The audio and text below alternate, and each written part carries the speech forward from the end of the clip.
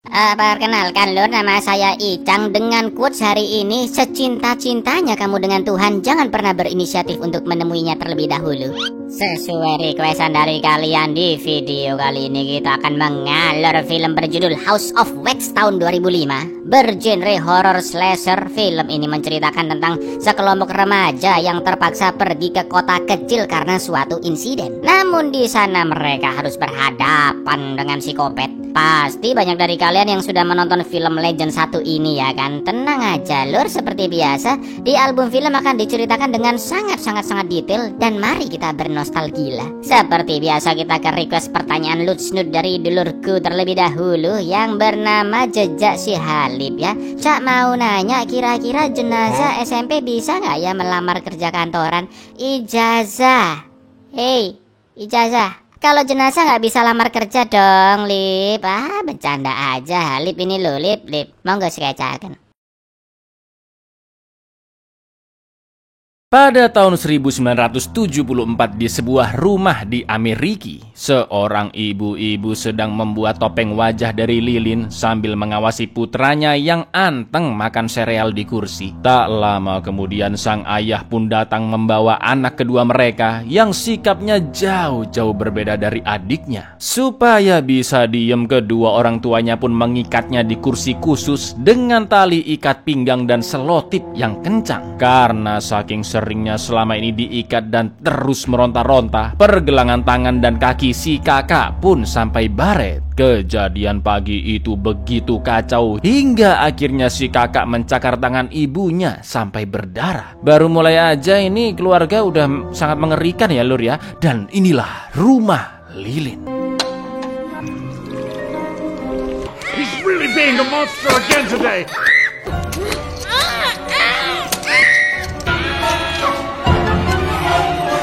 Be quiet!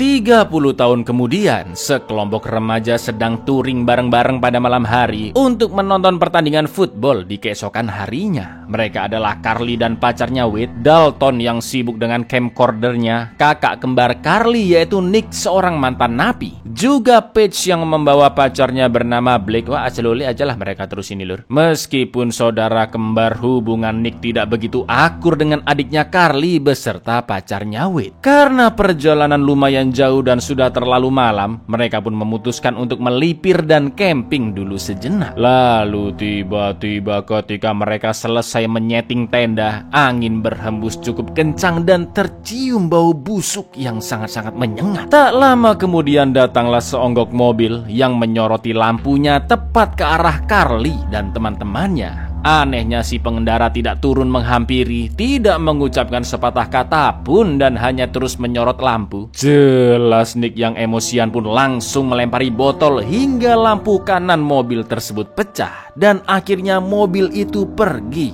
dari sana. What's that smell? Dad. We need to drink it back to life. Bless me, dog.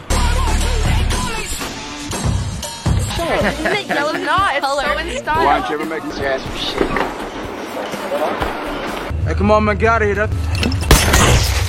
Ketika mereka semua sudah tidur, terlihat camcorder Dalton dipakai seseorang yang misterius. Karena merasa diperhatikan, Carly yang was-was pun terbangun dan keluar dari tenda, lalu berjalan di sekitar area camping. Sampai akhirnya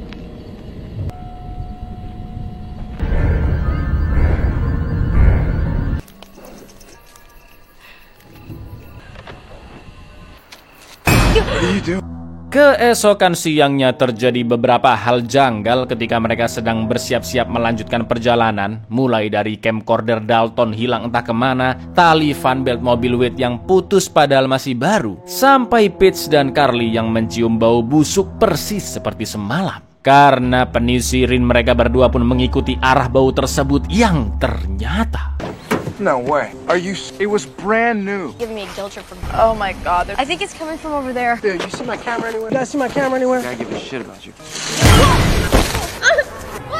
Untungnya tak lama kemudian Wade dan kawan-kawan datang segera menolong Carly yang hampir nyemplung ke kubangan bangkek-bangkek rusa yang tewas ditabrak para pengendara di jalan. Mana ada tangan orang pula ya. Setelah itu datanglah seorang pria bernama Lester yang membuang bangkai rusa. Dia mengendarai mobil yang mirip dengan semalam, tapi ternyata itu adalah mobil yang berbeda karena lampu kanannya tidak pecah. Carly pun menanyakan tangan manusia yang ada di kumpulan bangkai, dan dengan nyantainya Lester pun mengangkat tangan tersebut. Lalu yang terjadi? Hey, is it the truck from last night? Unless he fixed his headlight. Don't you see that? What is that? It's not real, see? Karena pertandingan football akan dimulai beberapa jam lagi, mau nggak mau Blake, Nick, Dalton, dan Paige akan berangkat duluan. Sedangkan Wade dan Carly harus mencari fan belt dulu untuk mobilnya. Yang untungnya Lester punya kenalan pemilik SPBU bernama Bo dan tinggal di kota kecil yaitu Ambrose yang tidak jauh dari sana. Dengan terpaksa mereka pun nebeng Lester untuk beli fan belt di SPBU milik Bo. Sepanjang jalan terasa mengerikan karena sikap Lester agak mesum dan mencurigakan lur. Ngerem mendadak saat mereka hampir sampai di kota lah. Juga alasan jika dia lupa jalan menuju kota sedang rusak. Padahal katanya dia hampir setiap hari pergi ke kota Ambrose. Sampai dia megang-megang pisau miliknya, ngeri banget lah pokoknya. Tanpa pikir panjang Wade dan Carly pun akan lanjut berjalan kaki saja. We'll walk the rest of the way then. Look, we want to walk, okay? Sure. It's the last time that you were... Well, you don't believe me? Well, your ends wash out, that's all. Well, get out then. Is he still staring? Yeah, just keep walking. Oh, look, I'm gonna stop. Meskipun kota kecil Ambrose terlihat sangat-sangat sepi, tapi mereka sempat melihat warga yang ngintip lewat jendela, juga beberapa anak anjing yang dijual. Carly dan Wade pun langsung ke SPBU untuk membeli fan belt, tapi tidak ada siapapun di sana. Di lain sisi karena jalan terlalu macet dan pastinya tidak akan keburu nonton football, Blake and the gang pun akhirnya batal nonton dan memutuskan untuk menjemput Carly dan Wade di kota kecil Ambrose. This is kind of nice. Yeah. Hello? Hello?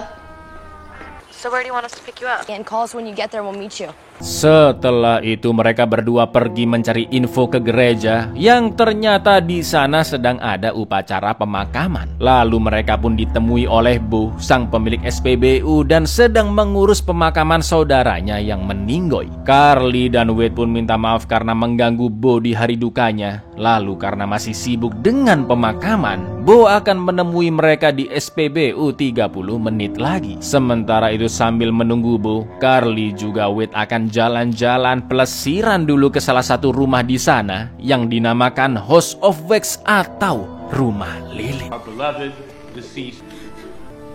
We need a fan belt. Why don't I meet you guys back in about a half? Let's go see your famous House of Wax. Meski tergantung tulisan close di pintunya, Wade tetap memaksa masuk ke dalam dan tanpa mereka berdua sadari, ada seseorang di bawah sana yang kita sebut saja Pak Ijo sedang mengerjakan karya patung lilinnya. Wade dan Carly pun melihat-lihat koleksi di sana dan begitu terpukau karena bukan hanya patung-patungnya saja yang terbuat dari lilin, tapi sebangun-bangunannya juga dari lilin lur. Di samping itu terdapat juga berita-berita jadul koran kota Ambrose yang ditempel dan membahas berita tentang pemilik House of Wax yaitu Trudy bersama suaminya yang menantikan anak pertama mereka. Wade pun sempat penasaran dengan seekor anjing yang berada di sana dan ternyata Car, there's a dog for you. What up, dog? si anjing asli dong ternyata. Tempat itu sepertinya sudah lama tidak didatangi orang. Semua barang penuh debu dan juga sarang laba-laba seperti kondisi hati Anda. Stop it. Get some help. Setelah dilihat-lihat lagi, hampir semua karya di sana bertuliskan nama Vincent. Lalu Wade juga menemukan 2 kursi bocil yang salah satunya juga terdapat nama Vincent di senderannya. Wade dan Carly pun berkesimpulan jika semua ini dibuat oleh seniman yang begitu handal bernama Vincent. Mereka berdua pun begitu asik melihat barang-barang di sana sampai akhirnya Vincent guy's quite the artist. I mean, Vincent? Wade pun meminta Carly tetap menunggu di dalam museum, sementara dia mencari siapakah sosok mencurigakan itu di luar gedung. Tidak ada seorang pun di luar sana, namun Wade menemukan pintu menuju ruang bawah tanah yang terkunci rapat. Carly yang masih di dalam museum pun lanjut melihat-lihat sekeliling yang suasananya semakin terasa mencekam. Dan tiba-tiba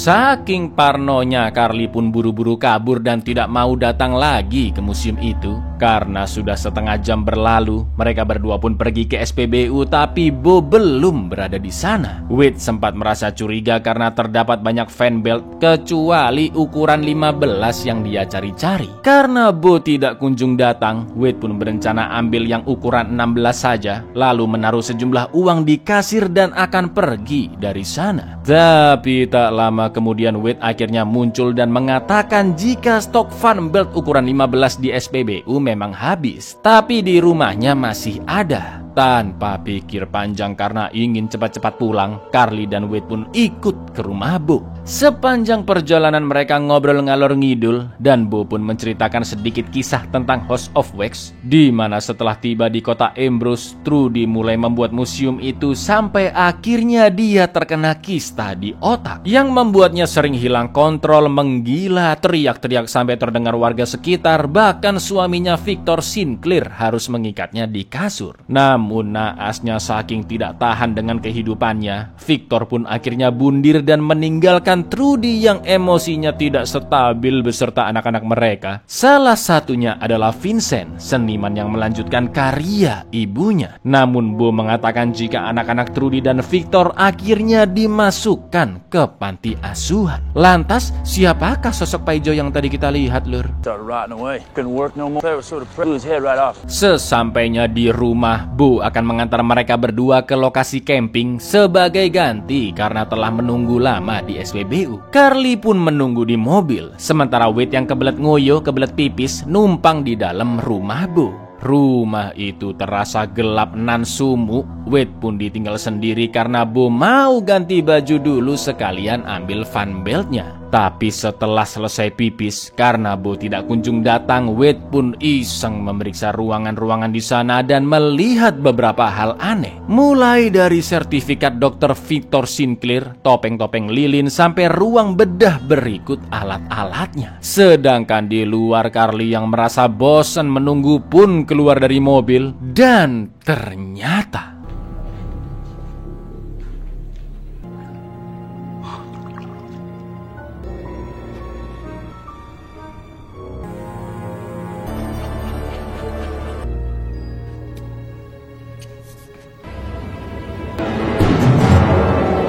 Mamam begitu melihat lampu kanan yang pecah, Carly pun sadar jika mobil Bo adalah mobil misterius yang mendatangi lokasi camping mereka. Sontak Carly langsung memencet klakson berkali-kali untuk memperingatkan Wade. Tapi tiba-tiba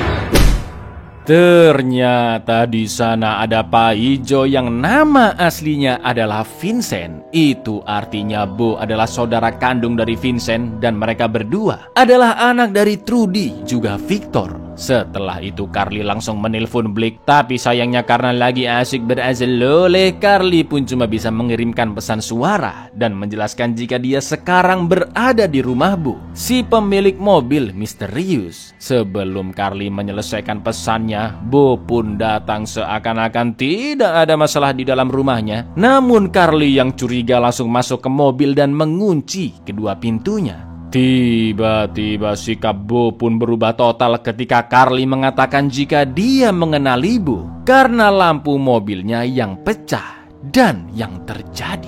Where's Wade? Still in the bath. I got the fan bell. You're the guy from the campsite.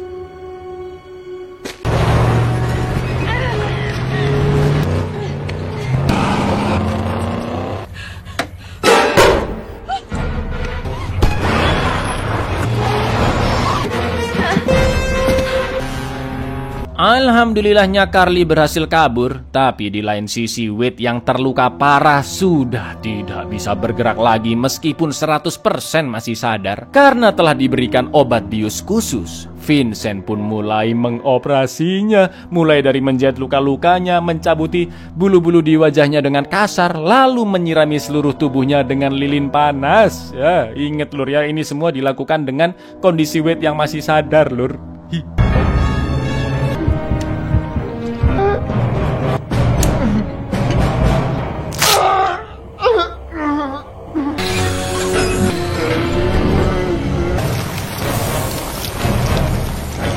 Sementara itu Carly berusaha meminta pertolongan dengan pergi ke gereja. Namun ternyata orang-orang yang berada di sana hanyalah patung lilin belaka. Sedangkan suara pembicaraan mereka berasal dari rekaman yang diputar terus-menerus. Saking terkejutnya Carly pun tidak sengaja menyenggol tangan salah satu patung dan tiba-tiba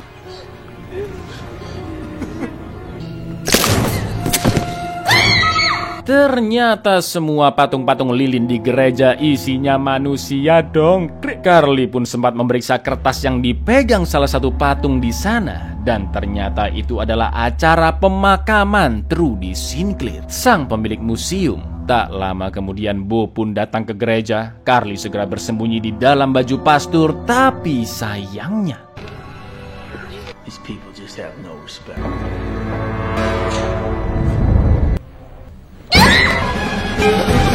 dari sana Bo membawa Carly ke basement SPBU dan mengikatnya di kursi. Sempat terlihat juga luka di pergelangan Bo, mirip seperti anak kecil yang diikat di kursi di awal film. Tak lama setelahnya Nick dan Dalton pun datang untuk menjemput Carly dan Wade. Namun mereka berpencar karena tidak menemukan siapapun di SPBU. Agar Carly tidak berteriak minta tolong, dengan gendengnya Bo mengelem bibir Carly menggunakan lem uhu kualitas super. Carly, wait! One word and this is going through your throat. You go that way. We don't find him. We meet back here. Go back. Cool. Okay. Pretty mouth. Lips curved. Setelah Bo naik ke atas, Nick pun datang menemuinya dan bertanya, apakah kamu melihat adikku Carly beserta pacarnya Wade? Sudah pasti Bo menjawab jika dia tidak melihat dua orang yang dimaksud oleh Nick. Sementara di basement, Carly berhasil mematahkan senderan tangan dan berusaha meminta pertolongan dengan menghewer-hewerkan jarinya dari lubang selokan kayak gini lur. Akan tetapi Bo yang melihat itu dengan psikopatnya dan tanpa rasa bersalah, dia pun jongkok dan berpura-pura mengikat tali sepatu. Padahal diam-diam dia memotong jarinya Carly. Ada. I just told you I didn't see him. What was that? Nothing, that was my dog. Meskipun masih curiga, Nick akan lanjut mencari adiknya ke rumah-rumah sekitar sana. Sampai akhirnya Carly pun merobek paksa lem di bibirnya dan langsung berteriak minta tolong. Lalu yang terjadi,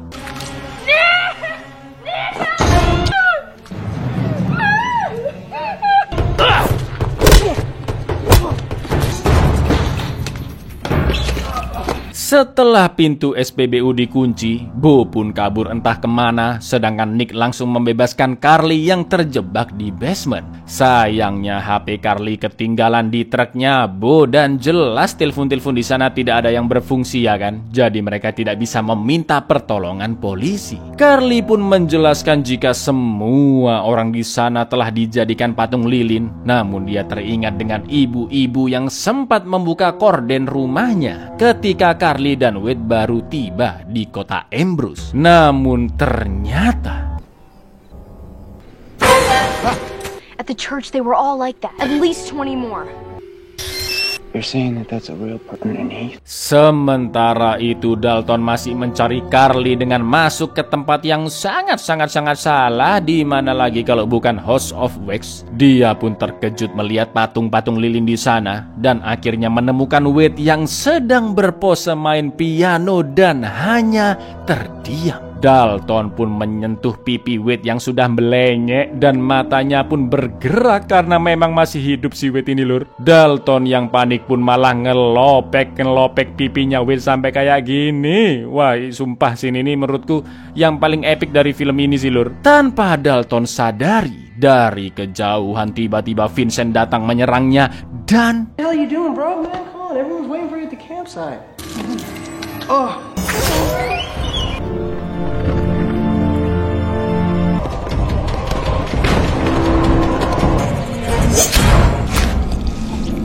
di tempat camping ketika Blake dan Paige akan berasal-oleh, tiba-tiba musik di luar tenda mati. Blake pun keluar mengeceknya dan baru mendengarkan pesan suara dari Carly yang memperingatkannya tentang Bo. Sementara itu di tenda, Paige pun mematikan lampunya karena Blake tidak kunjung datang. Lalu tiba-tiba Blake?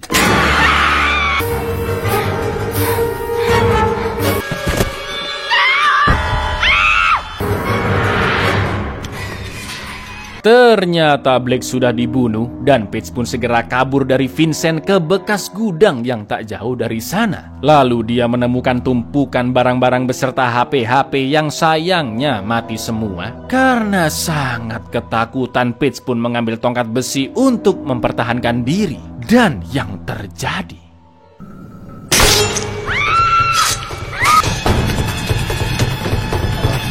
sampai ikut ngangkat kaki kulur. Paige pun bersembunyi di dalam mobil dan sempat aman dari kejaran Vincent. Tapi tiba-tiba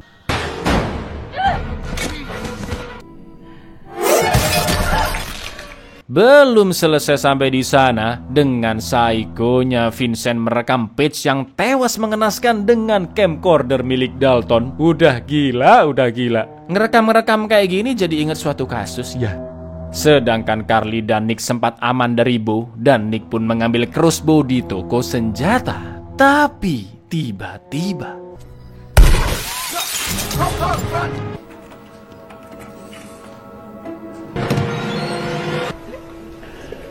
mereka berdua pun bersembunyi di bioskop dan berbaur dengan patung-patung lainnya. Sementara Bo terus memperhatikan sekeliling, perlahan-lahan Bo pun maju ke depan layar bioskop dan berhasil menemukan Carly. Lalu yang terjadi, I know you're in here.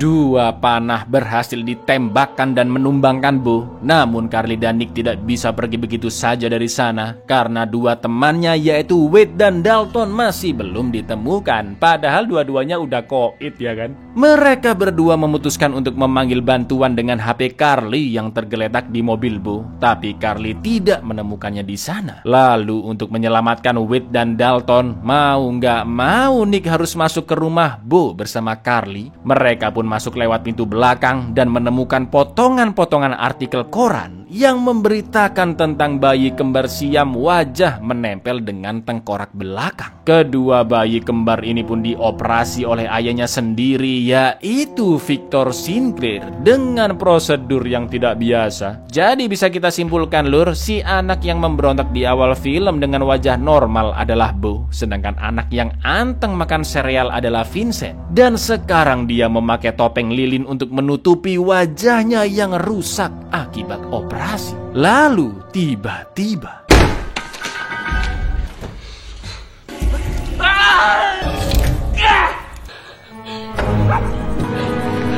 ternyata Bo masih belum mati dan segera mengobati luka sebisanya. Begitu pula dengan Vincent yang baru sampai rumah dengan membawa mayat Blake juga Paige. Sementara Carly terus bersembunyi di bawah meja biliar sambil terus memegang tongkat baseball. Vincent pun merapikan topeng lilinnya yang sedikit robek akibat tusukan. Dan Bo mengatakan jika ibu mereka yaitu Trudy akan bangga karena kota Ambrose sebentar lagi akan berhasil disulap menjadi menjadi kota lilin sesungguhnya. Psycho banget ya kan lur, jelas Bo terinspirasi dari kegilaan emaknya Trudy dan juga memiliki bakat psikopat sejak dini. Sedangkan Vincent yang memiliki bakat membuat patung lilin dicuci otaknya oleh Bo agar ikut membunuh warga satu kota juga para pengunjung. Dengan dalih semua orang membenci Vincent yang memiliki wajah hancur. Sampai akhirnya Bo pun sadar jika Nick dan Carly telah masuk ke dalam rumahnya karena dia menemukan foto kembar siam yang tergeletak di lantai. Sure said that your talent would make God took away from you. And your work more real now? Mom would be proud. Town's looking real good. Almost finished with most two are good. Karena Blake dan Paige sudah tewas, mereka pun mencari Carly dan Nick ke basement rumah dan berusaha menyalakan lampu lorong basement dengan memencet tombol-tombol di sana. Tapi mereka tidak tahu jika tombol-tombol itu juga tersambung langsung ke listrik seluruh kota. Dan ya kan, jadi ketahuan posisinya sama duo psikopat kan.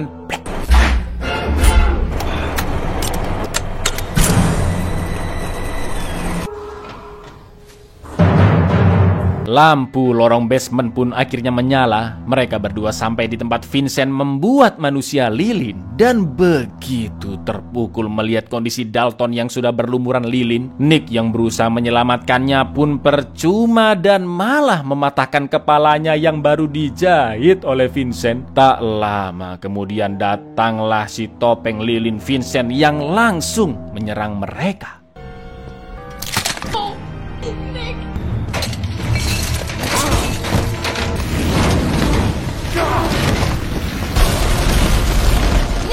Let's get out of here!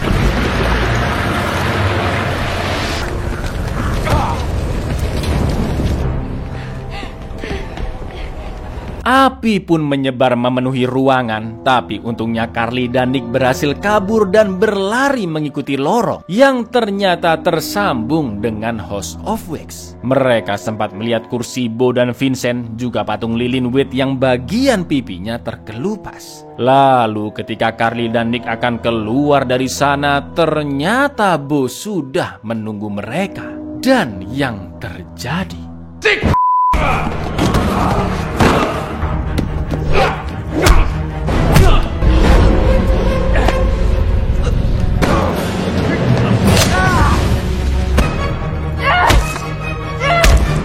Bo pun akhirnya tewas di tangan Carly, sementara Nick masih hidup meski kakinya tertusuk pisau. Tak lama kemudian Vincent datang dan sangat-sangat emosi melihat kakaknya sudah tewas. Dia pun segera mengejar Carly yang terpaksa kabur ke lantai atas karena pintu depan gedung sudah terlahap api dan bangunan yang terbuat dari lilin juga terbakar sangat cepat. Carly yang berada di atas pun berusaha menyadarkan Vincent bahwa yang gila bukanlah dirinya melainkan Bo, dan sebagai seorang seniman Vincent tidak harus mengikuti apa yang dikatakan kakaknya. Tapi yang terjadi,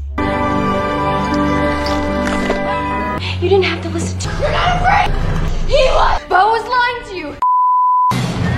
untungnya Nick datang tepat waktu dan langsung menyerang Vincent yang akan membunuh Carly. Nick pun terus melawan dan mencengkram wajahnya hingga topeng lilinnya terlepas dan terlihat wajahnya yang persis seperti Bo namun tidak sempurna. Dalam kondisi terdesak, Nick pun meminta Carly mencabut pisau di pahanya untuk membunuh Vincent. Sampai akhirnya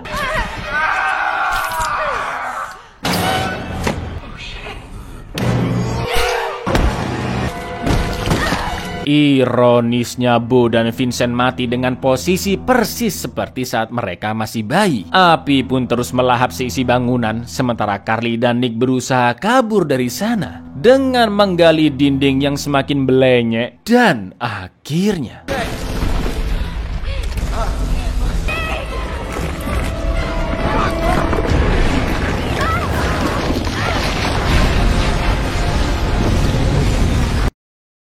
asap kebakaran yang begitu besar membuat polisi datang ke sana dan akhirnya kota itu dievakuasi. Jumlah korban diperkirakan mencapai 70 orang dan masih terus bertambah. Komandan polisi belum menjelaskannya kepada Nick dan Carly jika kota Ambrose sudah lebih dari 10 tahun terlantar. Bahkan sudah tidak ada di peta Google Map lagi karena lokasinya begitu jauh dari keramaian sejak jalan tol selesai dibuat. Dan pabrik gula di dekat sana juga telah ditutup. Menurut informasi dari kepolisian, selama bertahun-tahun Sinclair bersaudara menarik orang-orang dari jalan raya untuk dibunuh dan dijadikan patung lilin di kota Ambrose. Mereka berdua pun akhirnya dibawa ke rumah sakit dan Nick ternyata sempat mengambil camcorder untuk kenang-kenangan yang pastinya dia akan melihat rekaman yang dibuat oleh Vincent ketika membunuh teman-temannya. Namun di lain sisi, Pak Komandan mendapat info bahwa sebenarnya anak-anak Trudy dan Victor bukan hanya 2, tapi mereka memiliki 3 putra. Tak lain tak bukan anak ketiganya adalah Lester, karena hanya dialah orang lain yang ada di tempat itu. Bahkan sengaja memancing Carly dan kawan-kawan agar pergi ke kota Ambrose. Film pun ditutup dengan Carly yang sempat melihat Lester sedang duduk santai di mobilnya sambil melambaikan tangan. Itu artinya teror psikopat House of Wax masih belum selesai. Sinclair boys been pulling people out for all the smoke from the fire.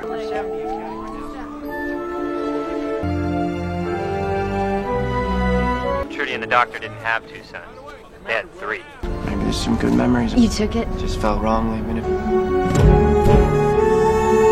Buyar, sayangnya tidak ada sequel di film ini lur, tapi isunya akan ada prequel yang mungkin menceritakan bagaimana kehidupan Bo, Vincent, dan Lester saat dididik orang tua mereka ya kan, dan mulai berubah jadi psikopat. Jadi kita tunggu aja lur apakah prequelnya jadi digarap atau enggak. Yang pasti pesan moral dari film ini adalah jangan pernah Anda pergi ke tempat asing yang terlihat mencurigakan. Itu. Assalamualaikum lur.